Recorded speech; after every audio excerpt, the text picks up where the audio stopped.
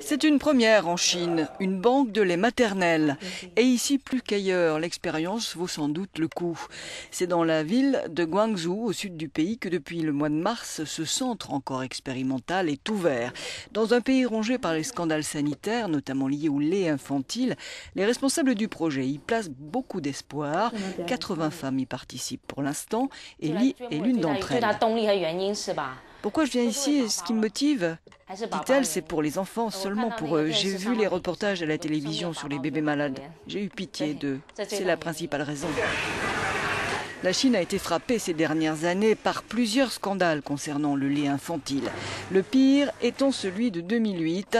Des milliers de tonnes de produits contaminés à la mélamine pour les faire apparaître plus riches en protéines ont tué 6 nourrissons et rendu malades 300 000 autres. Malgré cela, d'autres scandales ont éclaté au fil des ans et la psychose a vite gagné le pays. Le lait est devenu une denrée rare en Chine. La faute à une production trop faible. Une vache ici produit de 4 à 4 600 litres par an, 3 fois moins que ses congénères occidentales. En 2010, le pays importait 406 000 tonnes de lait en poudre, 550 000 en 2011. Aujourd'hui, c'est la moitié de ses besoins. Le problème tient aussi au type d'exploitation. En 2004, 90% des bovins se trouvaient dans des fermes de moins de 10 têtes, un chiffre qui est tombé à 40%. Plus les exploitations sont petites, moins les contrôles sont faciles et l'hygiène respectée. La Chine s'efforce donc désormais de créer des coopératives modernes et plus contrôlables. Avec la psychose, les Chinois se ruent vers l'or blanc d'importation. Hong Kong est la première victime de cette razzia. Mais l'Europe en subit aussi les effets. Les touristes chinois en ramènent des quantités de boîtes de lait pour bébés et le trafic aussi se développe.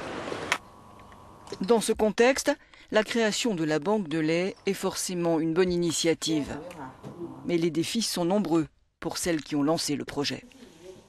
Le nombre des mères qui allaitent n'est pas très important, explique cette pédiatre, et c'est un problème. L'autre, c'est qu'elles se disent « Pourquoi donner du lait d'une autre femme à mon enfant? Si je n'ai pas de lait, je peux prendre du lait en poudre. » Leurs connaissances sur le lait en poudre et le lait maternel sont très limitées.